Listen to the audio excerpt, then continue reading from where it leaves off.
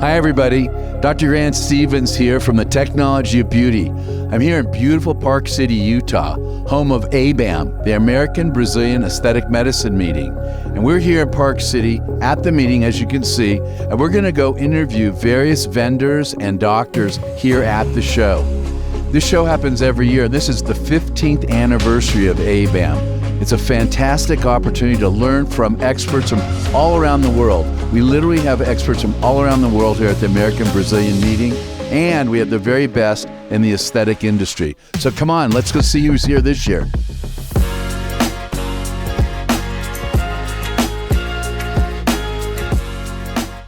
Hi everyone, Dr. Grant Stevens here in Park City at the American Brazilian Aesthetic Medicine meeting. And we're filming here the Technology of Beauty. I want to share with you our next meeting where we're going to be filming. And that's April 19th in Miami at the Aesthetic Innovation Summit. This will be our fourth meeting of AIS, and we're going to have a terrific time. The schedule is packed with experts from around the country and actually even around the world. So I encourage all of you to go ahead and register for AIS 2023 in Miami, Florida. See you there. And with me today, right now, is the founder of ABAM. We're celebrating our 15th year here at American Brazilian Aesthetic Medicine, and Dr. Renato Saltz is the founder right here. Can you believe it? The man of the hour. Congratulations on your 15 successful years. You've brought people from all over the world, the best and the brightest, to Park City once again to lecture us and teach us and so forth. Thank you very much. Thank you, Grant. Thank you. This is our second year interview. Congratulations for Technology of Beauty. Thank you. You continue to lead us and connect us with the industry in many different ways. So I really appreciate it. I told you that 2 years ago. I told you that last year, and I really congratulate you for continuing this amazing project. It's a great opportunity for us all to do that and work together and bring industry and physicians and extenders together. Absolutely. Yes, that's fantastic. So I would be remiss if I didn't note you have a cowboy hat on. Yeah. Now, you don't normally wear a cowboy hat. He Only normally wears a scrub hat, in surgery. So why do you have your cowboy hat on, sir? So you probably know I grew up in South Brazil. I'm a true gaucho. And grew up riding horses. Today I ride horses in Heber, and I enjoy that. So when I ride horses, when we have our cowboy party at ABAM, I wear my Stetson. So tonight is the cowboy party, and we have a mechanical bull. We have a beautiful band that's going to be singing some country songs along with classic rock and roll, and we're all going to get dressed up as the cowboys and cowgirls that we are. You mentioned 15 years, Grant, and I should mention the fact that I'm very, very proud of our project. You've been involved with ABAM. You never miss an ABAM here or in Brazil. You have helped us so many ways by teaching us, by educating the audience, by bringing industry with us. And it's been a fantastic meeting. We are setting new records of attendance, of industry, of workshops, of support to Image Reborn. So I couldn't be happier this weekend because it's sort of all coming together. You deserve it. You and Flavia deserve it. Now, tell those few who don't know about Image Reborn. It's such a wonderful group, organization that you formed, and all the proceeds, all the profits from this meeting go to Image Reborn. Not a single penny has gone to Renato. So please tell our listeners about Image Reborn. What is it? Image Reborn is a nonprofit, is a 501c3. We started 25 years ago. That provides 3 days, no-cost retreats to breast cancer survivors. So we're very lucky. We have some of the most beautiful homes in Park City, in St. George, in Denver, and soon in Houston, donated to the foundation for the weekends. And we bring 10 to 12 women, breast cancer survivors from all over the U.S., from Central America. Some come from Europe. We have had some from South America. They get together. They share, their pain. They share their psychological issues. And we have a group of support that spend the weekend with them. They they go through massage, they go through skincare, they go through yoga, we bring chefs to cook for them. We have psychologists coming in. It depends on the group. We have young survivors group. We have stage 4 survivors. We have Hispanic retreats. We have, we bring them together. It depends where they are in the disease. We even have a group of duns, healthy women that just want to go back and help their fellow sisters. So it's been a very, how attached I am to this foundation. It's been a very fascinating thing, helping them to restore their lives, restore their happiness, restore, many, many things. And we have had over 4,000 women through these retreats. And now we have a whole army of volunteers, over 100 volunteers that help the foundation. We have a group of facilitators. We have a board of directors. We have an advisory board. Many, many supporters from industry, from individuals like yourself, to keep the foundation going. And there's a lot of money involved in the weekends, to be able to take care of them. So how many weekends did you do in 2022? In 2022, we did 26 retreats. We're planning 28 for 2023. Every year I push That's my more board. than one every other week. Yeah. Okay. Yeah. Now, in addition to the proceeds from ABAM, you also have an annual gala, black tie. I come to it. Black tie. Tell us about it. Well, it's when we call celebration of life, and we have had 24th of those, and it's usually October, Breast Cancer Month, and it's a big party, and you have fun, you dance, you cry, we have a lot of testimonials. We bring some of the survivors to tell the story. We have silent auction, live auction at the beautiful Stein Erikson Hotel, as you know. Yep. And that covers about 2/3 of the year for us.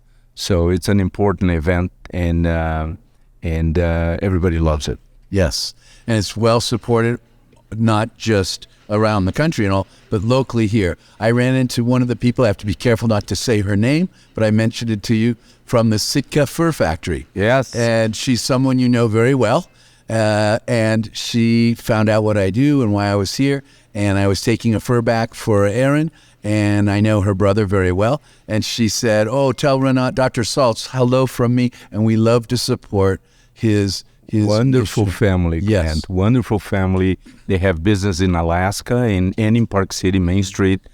Well, I'll plug them, because I first plugged them in Alaska and Sun Valley and Aspen. They call us. It's the Sitka Fur Factory, and it's a wonderful family and unbelievable supporters of this. They never ask. They call us. We're ready. What do you want? What do you need? It's amazing what they've done for the foundation. She called her brother Marcus down. Hey, Marcus, come here. Somebody who knows Dr. Saltz. Awesome. Yeah, I'm so really glad. fun. He's a wonderful guy. Yeah. Wonderful family. Yeah, absolutely. So you're supported all over the world, and you're many charities. What's next for Renato Saltz? You've got a practice in Salt Lake City, a practice here in Park City. You've got a fellowship. You've got skincare. You've got your own skincare line. Right. What haven't you done? What are you going to do next? And we got 2 grandchildren. 2 grandchildren. Yes, I met recently. Yeah, you met them. Yes. Maybe Sun Valley and open something with famous Grant Stevens. You could join me in Sun Valley Aesthetics. I know. I enjoy this kind of stuff. I enjoy organizing meetings. I'm done with both societies. I'm just past president, which is a wonderful position to me. Yes. And I think you and I made our contribution there. It's just go back, get back to my patients. Maybe writing again, and enjoying surgery. I really enjoy being in that little world. I know you do. Yeah. And you're passionate about it. I do want to mention to all of you also, there are only 2 living, and not only, there are 2 individuals in the history of mankind who have been the president of the International Society of Aesthetic Plastic Surgeons and the American Society for Aesthetic Plastic Surgery. And here is one of them. You met the other one earlier, Dr. Fuad Nahai. The only other living and non-living person is this man right here, Dr. Renato Saltz. You're very kind. You have lectured all over the world. You've brought education and patient safety to all the continents in the world. No hyperbole. And I want to thank you. The whole society, both societies owe you a debt of gratitude. Thank you. And you're on the board of trustees, and we're about to pick a new director for the Aesthetic Society, and that's such an important role that you have. Very important. And yes, it is. Very honored. Well, we've got the session to do next, and I need to put on my cowboy garb because then we're going to dance and party like rock stars, right?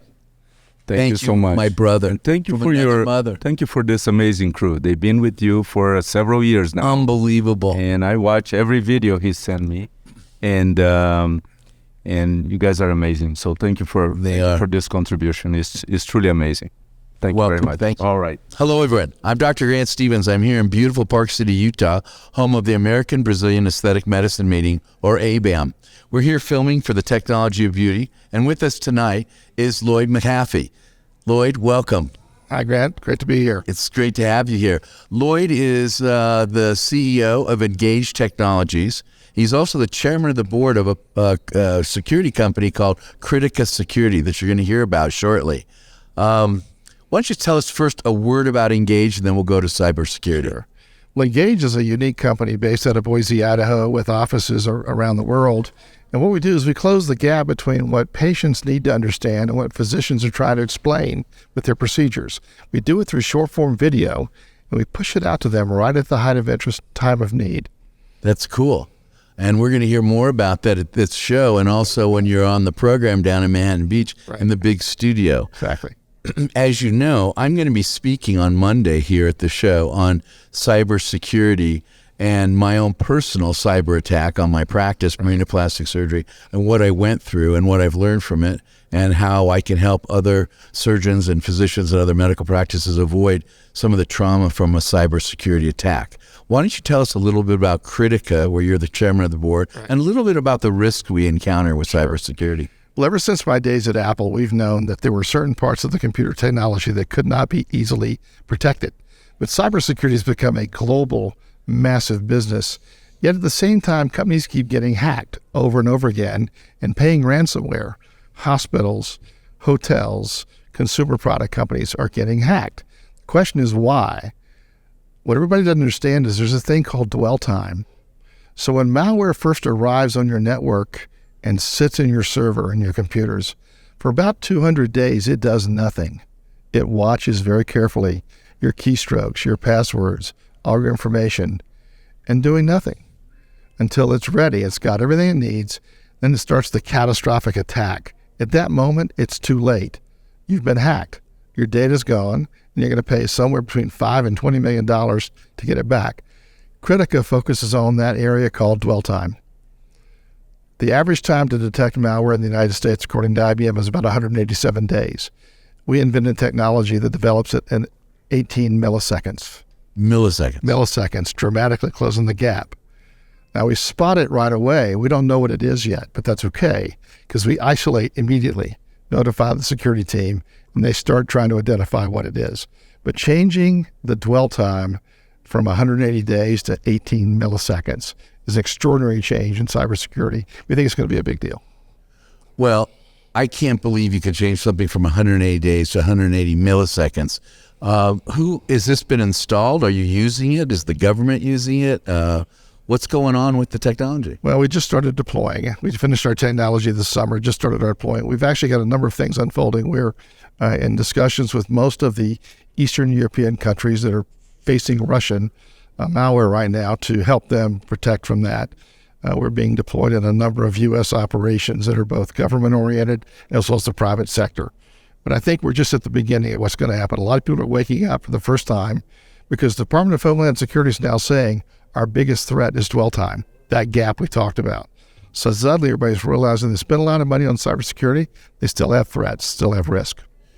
So we all spend money on these various Norton and various other cybersecurity packages and so forth. You're telling me they don't help with dwell time? Well, it makes you feel good because at some point when it finally starts its attack, they spot it. Or a lot of these technologies focus on things they've seen before. So without having some history, they don't know what to really look for. It's kind of like trying to predict what the flu strain is going to be next year and create a vaccine for it, okay? Okay. So They try to predict what the malware might look like, but they're not sure. So that's one of the problems. So by the time it attacks, it's just too late. In our case, we don't care what it looks like. It's a change of state. Something new has arrived. We don't know what it is yet, but let's isolate it and find out. So in the You end up having a lot of false positives? we have no false positives, which is kind of an interesting assertion to make in a medical community because that's a big deal. But for the first time, we can say that whatever we find is new. It didn't come from the admin, didn't come from the OEM, which would be like a Microsoft. So it's new and something that shouldn't be there. So then we can notify the team right away and say, what is that? The thing we can do is we can isolate or air gap that device while we figure it out. We don't turn it off. We just disconnect it from the network. I see. And so that's protecting in a very different way.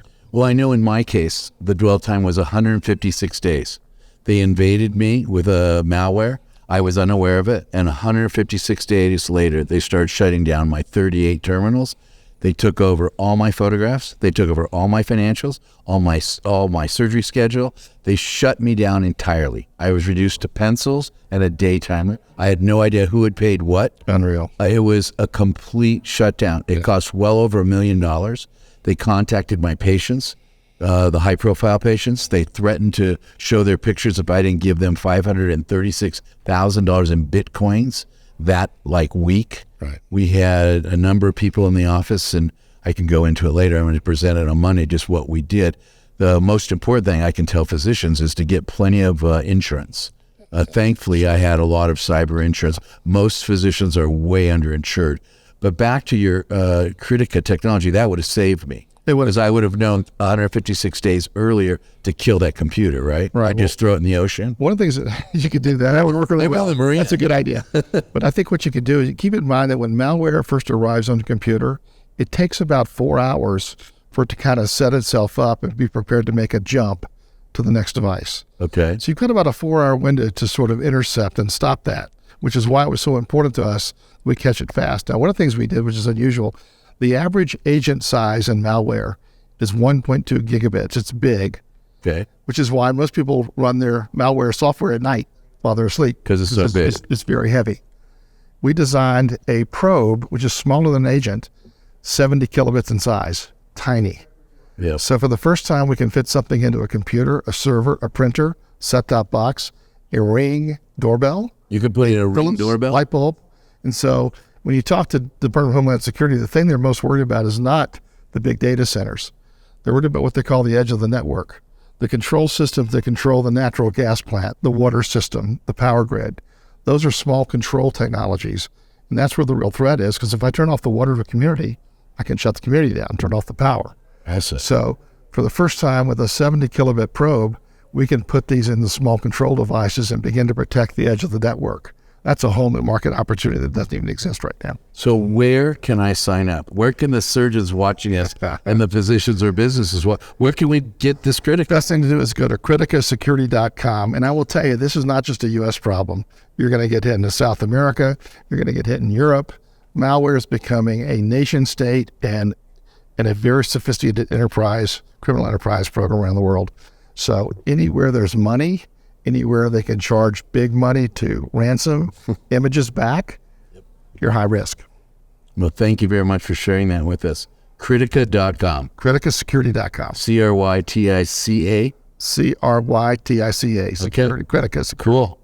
Well, this may be the most important technology beauty piece we have here at the ABAM. So thank you very much for joining us. Thank you. Appreciate it, Grant. Thank you. Enjoyed it. Thanks. Hello, everyone. I'm Dr. Grant Stevens, and I'm here in beautiful Park City, Utah, home of the American Brazilian Aesthetic Medicine Conference, where we're here with Renato Saltz and the whole international group.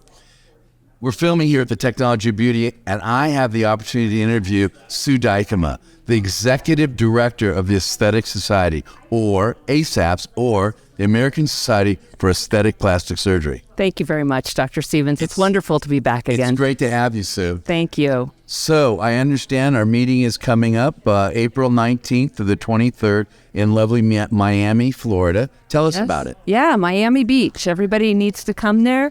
We've got a great meeting planned covering the whole scope of aesthetic plastic surgery. So come, you get 3 days, all-inclusive, Friday, Saturday, Sunday for one fee. Customize your education based on what you want to learn. And then the value add is you have an opportunity to bring your staff. There is an additional fee for the staff, but we have a whole educational track for your nurses, your practice managers, and we're trying to set up the Aesthetic Society meeting as the meeting for your entire team. Well, it's always been the meeting, in my opinion. Now, I can bring my staff and they'll learn more about injecting and other non-surgical skills? Absolutely. Practice management, they can have access to the scientific sessions as well on those 3 days. And if they want to do something like the Nurse Injectors Cadaver Lab, that is on Thursday. There's an additional fee, but that's a great anatomy of the face and lab that's designed for nurse injectors. That's excellent. And tell us about Hot Topics, always one of the most popular parts of the annual meeting. That's going to be Thursday. That's going to be Thursday 20th. afternoon, yes. And there is an additional fee for that, but that is the latest in technology, what's coming, what you need to know for the future. So that's right. always a very popular session. Absolutely. Simeon and Tiffany and the group put together an amazing meeting. The Hot Topics is crazy. It happens to also be the day after the Aesthetic Innovation Summit, It is. AIS. So you can come on Wednesday, watch AIS, and then go right into Hot Topics and the Cadaver Lab, and then the 3-day Aesthetic Society meeting. That's right. And we have some great social events planned as well. So it'll You be a great always meeting. do. You always have great Good parties. Great parties. Yes, I definitely remember our parties. Yes. So how about registration? How does a person register? You can go to the website, theaestheticsociety.org, and you just follow the links in the medical education section, and you can register there. If you register by March 1, you get the early bird rate, and after that, the prices go up a little bit. Okay. So you heard it right here at the Technology of Beauty at ABAM. Register before March 1st, save a bunch of money. Yep. Come to Hot Topics. You might also come to AIS, the Aesthetic Innovation Summit, and then, of course, stay for the Aesthetic Society meeting the 20th through the 23rd in Miami. Thank you. Okay. Thank you for joining us. Thank you.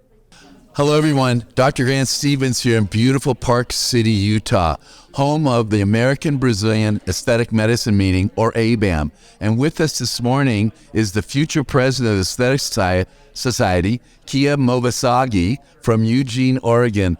Welcome, Kiya. Thank you for inviting me back for another episode of the Technology Absolutely. of I was Beauty. going to say that this is his second appearance on the Technology of Beauty here at ABAM. And last time, you may recall, he came in after running and training for the Ironman. He's doing it again, but he's going this afternoon. I was able to drag him out of the meeting. Everybody wants to talk to Kiya. So Kiya, welcome first. Tell me, what's going on? Well, thank you again for inviting me. It's been an exciting time in my life. I think great news is I'm an empty nester now. My wife always says, don't stop saying that, but I'm enjoying it. So I see the kids when I want to, but I don't have to see them all the time. But on a happy note, I am soon to be president-elect of the Aesthetic Society if the members honor me with that position. And then I'm just very busy with a lot of things going on. The practice is going very well. But at the same time, I'm doing a lot of things on the leadership side, both nationally and internationally, to further the cause of aesthetic surgery and medicine. Uh-huh. And I know you're very active in the Aesthetic Surgery Society Fellowship Program. Could you tell us a little bit about that? Sure. Where you're going to take that fellowship training program? One of the benefits of being a member of the society and also being a young surgeon, you have access to these what we call endorsed aesthetic fellowships. And you were one of the pioneers, actually, in aesthetic fellowships. And we have a lot of programs now. We have 46 spots now. When I joined 7 years ago, we had 17 spots. So we are happy that we've grown this program. But what we've been noticing also, some feedback, is that maybe the program's not quite up to standard of what we expect from an aesthetic fellowship. So we are now have developed a task force that we're going to go back and create some criteria that we're going to rigidly look at these programs. For instance, for the residency programs at the resident level, we have what's called the Residency Review Committee, RRC, that looks at these programs on an annual basis. We're going to develop the same thing, what we call Fellowship Review Committee, FRC. So we're going to be looking at these programs every year, and if programs are up to standard, they will be continued. If they're not, they may be discontinued. So that's one thing that we're working on with a group of colleagues who are very invested in education of aesthetic surgery. So we're working on that very actively now. Well, since our underlying core principles of the Aesthetic Society is patient safety, that is obviously the most important thing we can do with our training of our fellows and our residents. So that's fantastic. Now, what about what's going on here? We see aesthetic surgery, aesthetic medicine especially, exploding. You see these med spas everywhere. We read the numbers. Aesthetic medical surgery services is exploding. What are we doing to ensure maximal patient safety? Sure. And the good results, but safety first. Excellent question. If you look at our bylaws and if you look at our mission statement, it says we're in this business, the Aesthetic Society is in this business of educating safety of aesthetic surgery and medicine. And also our job is that to do a good job with our education for all medical professions who are involved with this space. Now, go back 10 years ago, the space was very limited. It was essentially us and maybe a group of other colleagues with what we call core specialists where we're doing this. But the market is growing, expanding. And our job is, to make sure that as this market is expanding, we do not lose track of the safety because safety is the utmost of interest for all of us involved. So how do we maintain that without losing the exclusivity of surgery for us who are well-trained, board-certified plastic surgeon? So that's going to be the challenge and also the opportunity for us to grow and maintain the safety component for all people involved. So I'm actually right now going to be chairing a task force looking at this. How are we going to move forward into the future? You sort of think of it as a sort of an aesthetic pyramid concept where we'll be at the top with the surgery, but there are going to be tiers of people below us who are not surgeons, but they're still providers of aesthetic medicine. And we have to make sure that these folks are well trained and provide safety to our patients. Clearly, that's the key. Do you already have the answer to how you're going to be doing that? I understand the pyramid. How are we going to do that with courses, with education, cadaver labs? What do you think we're going to do to ensure that safety on those other providers that are maybe extenders or PAs, NPs, RNs? We don't want this to fall into the hairdressers and manicurists like in China. Right. So that's obviously nothing against hairdressers. Correct. Or manicurists, but that's not appropriate. That's the challenge. That's what we have developed this task force, and we have a lot of good mind on the task force. And we'll be looking at this challenge, and we're going to put our collective mind into it and see how will be the best way to go forward. It might have to be a stepwise fashion, kind of you take a baby steps first and do a pilot study and see how that goes, and then try to perfect it and then expand that, and maybe become, the way I vision it, let's say 10 years from now, in our society, we'll have tiers of membership. You're an aesthetic surgeon as a member, then you have a nurse practitioner as a member. And each member at that specific tier will be able to access certain level of education, but not all education. So I'm thinking maybe in the future that will be the model. I'm not sure, but we'll see how this goes. That would be very interesting. Well, speaking of the society, we have a big meeting coming up. Yes, indeed. Where and when? It's going to be in Miami, in April in Miami. It's going to be exciting. We are expecting that now that we sort of see the COVID in our back mirror. Hopefully we see a lot of international colleagues join us, especially the South Americans coming in. So we're excited, and from what I'm hearing from our executive director who's here with us, is the numbers are ahead of the schedule. Yes, so that's April 19th through the 23rd in Miami. You can register now. We had Sue Dykema, our executive director, on the show last night, and I encourage everyone to sign up. And of course, on that first day is the Aesthetic Innovation Summit, or AIS, on the 19th, and you'll be there. And all of you can register for that also, followed by my favorite, Hot Topics, yes, on the 20th, which is always so exciting. So I hope you all register for that. It's a separate registration for Hot Topics. I'm sure you'll be so busy as the incoming president-elect, I'll probably not be able to spend much time with you, but I certainly enjoy it. What else would you like to share with any of your adoring fans here today before I send you to your next meeting? Well, I think, is the biggest challenge, as you notice, is we all get busier and busier. And as plastic surgeons, it's our DNA. We want to always be involved. We're type A personalities. But my advice to my colleagues is to maintain a work-life balance. Work is good, but life is more important. And don't let go of your life and focus whatever that turns you on, whatever excites you. Stay engaged. Engaged with your social friends, and exercise and stay healthy, because we only get one health and one soul. That's right. Well, I want to thank you again for joining me. I hope I see you up on the slopes today, but it sounds like you're going to be running to get ready for his Ironman competition. What a stud. Go Ducks. Go Ducks.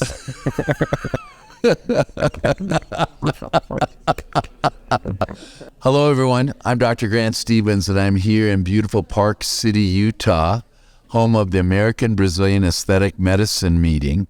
And with us today on the Technology of Beauty podcast is the president of the International Society for Aesthetic Plastic Surgery, Dr. Lina Triana from Cali, Colombia. Right. She is my dear friend, and in fact is in a group that we formed 10 years ago called Team No Delta. But most importantly, she is the president of the largest aesthetic surgery and medicine group in the world. Thank you very much, Lina, for joining me. I appreciate it so much. No, thank you for that nice introduction, and thank you for being my friend. Oh, you're very welcome.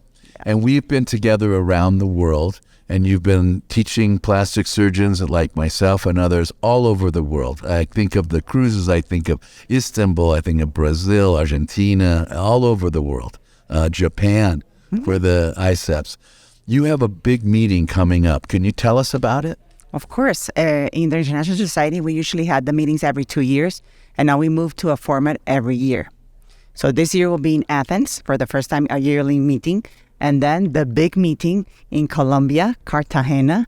I always say it's a beautiful city. It's a must come. Yes. You will have I will be there. Yeah, you will have the Latin flavor, the salsa, which I love. Beautiful, walls, a colonial city with the walls, and of course, the scientific sessions that, as you know, ISAPS, we are leaders in aesthetics, and there will be the best aesthetic, plastic surgery, and medicine doctors in that meeting. Yes. And what's the date of that? Let's do both. What's the date for the upcoming meeting in Athens? Yep. Do you recall the date for that? Yeah, it's 31st of August and 1, 2, and 3 of September. So it's the beginning of September. Yep. And they can register online, correct? Yeah. And it's very important that we know that for having a discounted fee, it's the due date is March 15. So make sure and register right now. Okay. Yeah. And do we have the dates set for the Columbia meeting? Do you know that? We don't have the exact dates, but it will be the week of June 10 to June 16. Of 2024. Yeah, very important. Yeah. Okay. Yeah. So we'll first come here for ABAM in 24, and then we'll do, did you say March? No, it's June. June. So then we'll do the Aesthetic Society, and then we'll come to Columbia. Yeah. And we'll all salsa together. Yes, we'll have fun. Absolutely. So tell us a little bit about your practice. Well, I do a private practice in Colombia. I was lucky enough to be part of a big group as the Aesthetic Plastic Surgery Center that my father founded. Unfortunately, he passed away. There will be 2 years this March because of COVID. So I grew there in the surgery center. I always like to say that I was quite a little bit shy person when I was little. My kids say, "Mom, you were not shy." I say, "Yeah, I was. I was very shy." And so I listened a lot. And when I joined my father's practice and these other 3 doctors that were at this surgery center, what I did was listening to the patients. You know, they were very busy. So I was following up the patients and listening to them. Right. And that's how I discovered. And you say, "What's she's telling me? You told me what's about my practice." Yes. We'll still come. No. And then when I was there listening to the patients, I start discovering that a lot of these patients that were in the surgery center, that were successful women with successful, jobs, professions, family, they didn't feel complete when we were speaking about their sex lives. Mm-hmm. And that may be because I was a woman and I was young and I had all the time and I loved to listen. Mm-hmm. And they opened to me. And then I said, you know what? I'm going to search what's in the aesthetic world regarding the genital and the vagina. And guess what? I looked into the Mates in a High book, mm-hmm. and there was just one single paragraph of labiaplasty. Mm-hmm. That was all about it. Nothing else.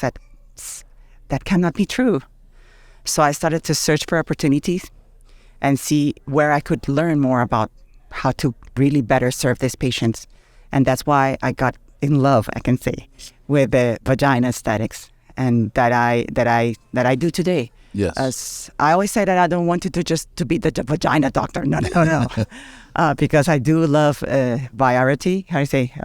Lots of things to do in my practice, and just don't one little thing. Right. But of course, I think that's one of the ways I started growing in the scientific world, because I truly believe that that they needed to change, not just one paragraph.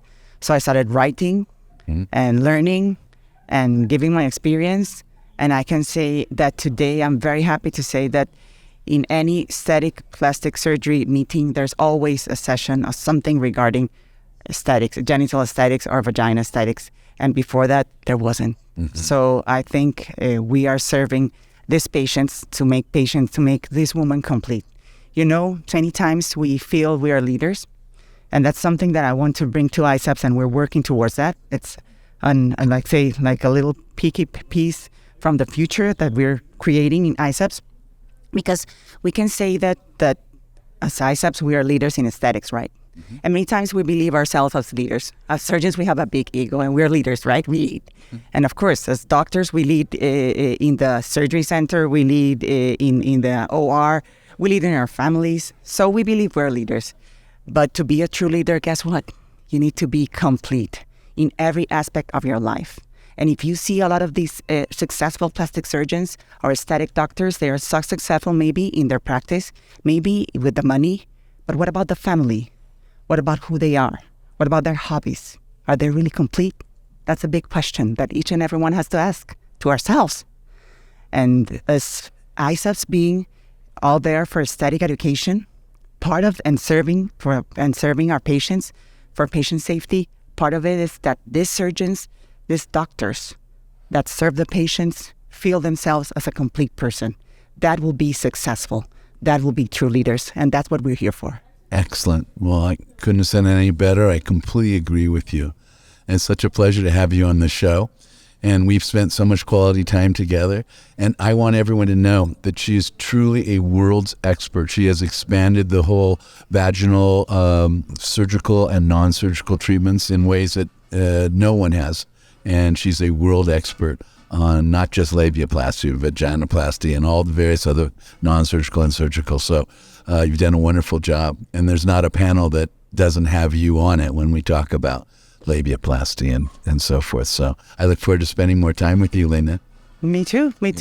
And let's remember all what we did in Team No Delta. Yes. That's another story that we can share. Team No Delta. We're in a team together with Kiya, who was on the program. Yeah. Yeah, Kiya. and a number of others. So it's been a great ride. And thank you for everything you've done for me and everything you mean to me. I appreciate it. No, thank you again, Grant. And he's an innovator.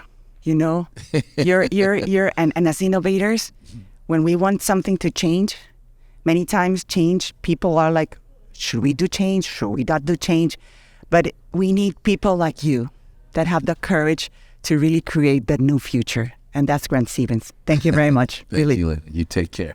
Hello, everyone. I'm Dr. Grant Stevens. I'm here in beautiful Park City, Utah, home of ABAM, the American Brazilian Aesthetic Medicine Meeting. And I was able to snag a special guest here, Tim Papadopoulos, a dear friend, a plastic surgeon in Sydney, Australia, an officer, a board member of the International Society. Tim, welcome to the Technology of Beauty. Thanks for sharing some time with us here before you go skiing or to all your other board meetings and so forth.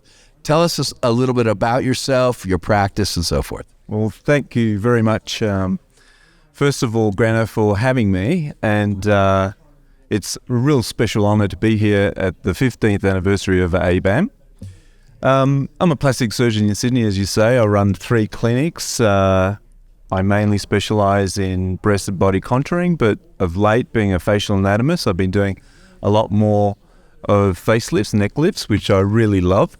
And it was part of my talk just yesterday. Yeah, just yesterday, talking about... You told everyone that I came from a fish. Yeah, that's right. It was lots of fun to share what I've learned with the audience, and I think they appreciate it. It was a little bit out of the box, but I love that. It was a lot of fun. Yeah. Very edgy, as always. Yeah, it's good.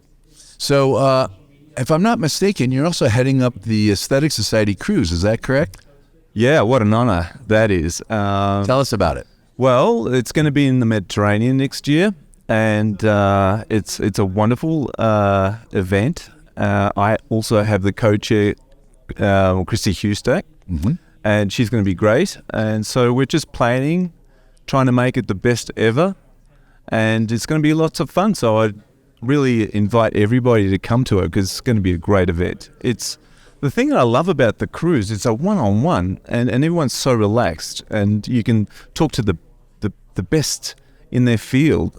It's just an amazing sort of situation to be in. They are unbelievable. It's how we get to know one another, the very easiest, the very best, without a doubt. I love that. Now, what about the upcoming meetings for ISAP? I know we've gone from every 2 years to every 1 year. We have a meeting coming up in Athens, correct? Yeah, the Olympiad, and that's going to be great. And I invite all our plastic surgical colleagues to that because it's a wonderful event where we're going to have a little bit of competition between the continents and trying to get the best presentation. And there's lots of other little things that I won't sort of talk about now because I want it to be a bit of a surprise. Okay. But that's going to be fun. And then we've got the ISAPS Cartagena meeting in 2024. And that should also be great. Great. Excellent. Well, what else would you like to share with your adoring fans? I don't know that I got many adoring fans. No, yes, you do. No, yes, you do. I just wanted to say to people that get engaged with these meetings because they're a wonderful opportunity to meet people from overseas, international sort of colleagues, where you form these very, very special bonds. I mean, we've got a very special bond that's been going for many, many years. And that's what I love about these meetings, that you get to meet people from different cultures, different ethnicities. And the funny thing is we all have that same DNA in all of us. And that's what I love. Absolutely. Well, once again, thank you. I'm going to let you go back to the program. Thanks for sharing this time with us. And I'll see you on the slopes. As always, I love you. Hello, everyone. Dr. Grant Stevens here from beautiful Park City, Utah, home of ABAM, the American Brazilian Aesthetic Medicine Meeting. And with us today is Behnam Analui, the COO of Yes Doctor. I was able to steal him out off the floor and come here. This is his second time at ABAM, and this is, as you know, our 15th anniversary of ABAM. Welcome. How are you doing, Behnam? Dr. Stevens, thank you so much for having me on this. It's so pleasure. So wonderful to be back at ABAM. Last year, when we were here, it was our first time. We, got a chance to talk to Renato and a lot of the plastic surgeons. It's exclusive meeting to be able to talk to them and about our new company. At the time, we hadn't even launched yet.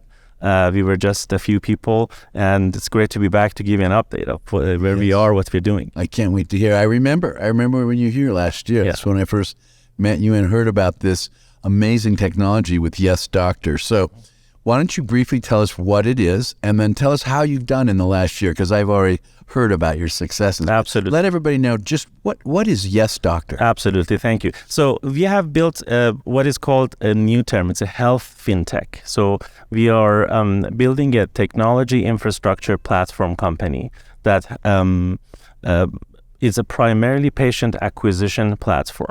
But one of the key differentiations or new things that we're bringing to this space is, with a technology-heavy team, we are trying to build a product that supports the full journey of patients. Okay. From the time that maybe they're thinking, looking into the mirror of, what are the options that I might have to address this concern.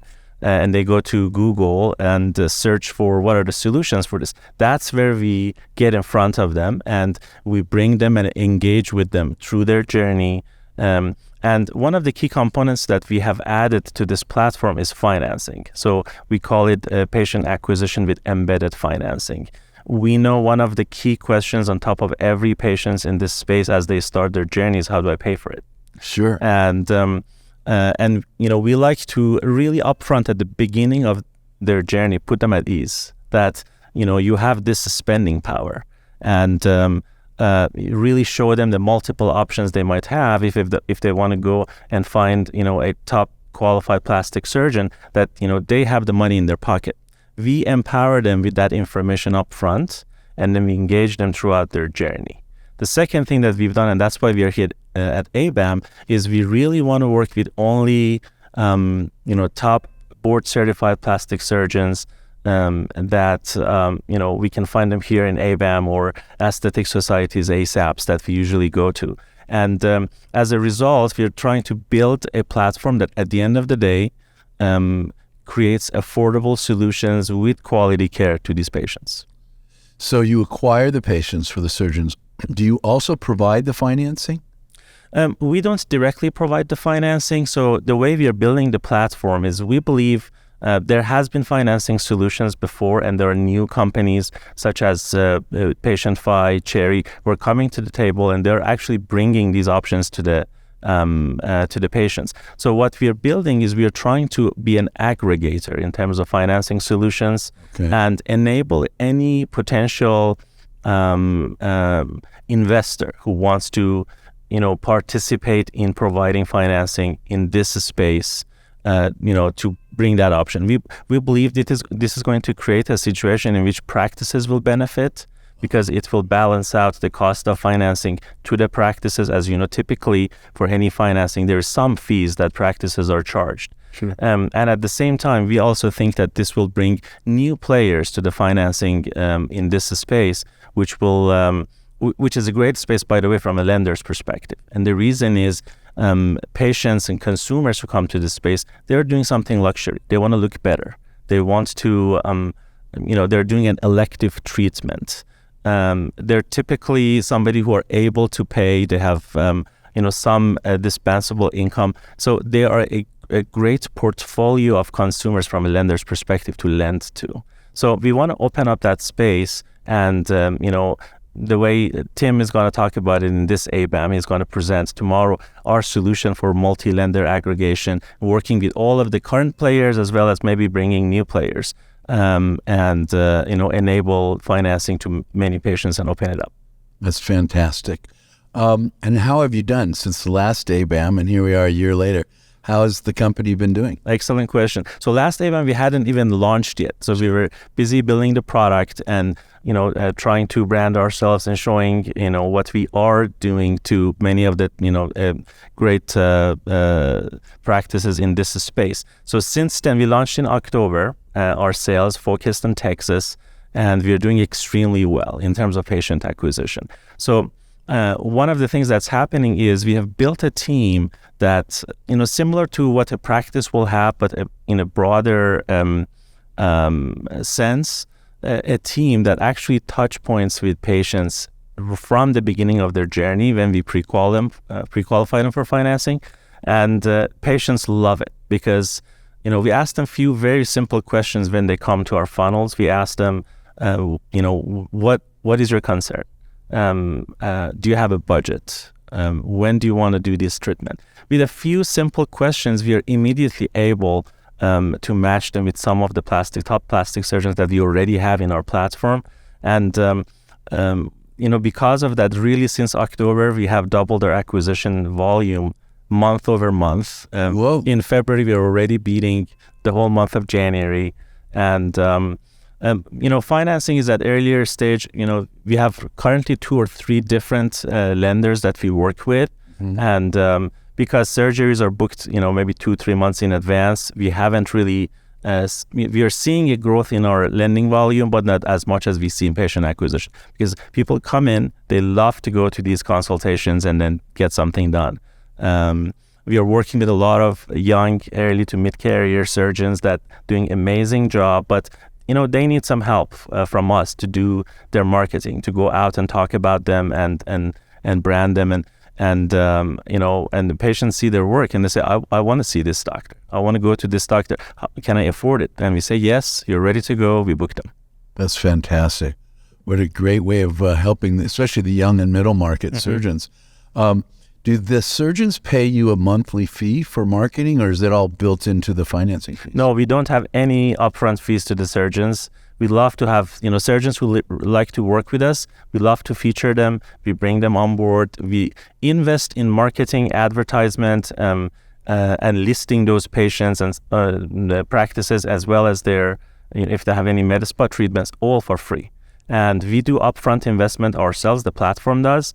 And the only fee that we charge is when we actually sit a patient on the surgeon's consultation fee. Consultation chair. And then at the end, if the patient chooses to use a financing that comes from our platform, then there will be financing fees involved. But there is no upfront fee that we charge the practice. It's really nice you're carving the risk out of this, for especially the younger surgeons and so forth. Yeah. That's a fantastic opportunity for them. No, absolutely. So right now, that's what we've seen also. The most successful stories that we have are with younger surgeons who are just building maybe the first 5 years of building their practice. They have obviously other means of marketing and showcasing their work, but we are just an augmented way to help them out. And because we have multiple channels of finding patients and a flow of patients, these are typically, as I said, pre-qualified, so they have spending power, but also some pre-screened and, most importantly, high-intent patients. So these are the ones who are ready to book a consult. They just, they know exactly what they want, and they know what the look that they want, and we know, the two surgeons that can give it to them. So it's a match made in heaven. Good. Well, thank you, Behnam, and thank you for bringing us Yes Doctor. It's long overdue. Patient acquisition and financing built into one business. Perfect. Yeah, it was a pleasure. There you have it. Yes Doctor, check it out. And thanks for supporting ABAM 2 years in a row. We hope you'll be here next year also. I bet you will be. Absolutely. We would love to be back here. We love this area. It's very exclusive. We love Park City skiing, but more than that, we love the surgeons who are here, and we like to showcase our work to them. Fantastic. I look forward to seeing you. Yeah, thank you, Dr. Stevens. You're welcome. Appreciate it.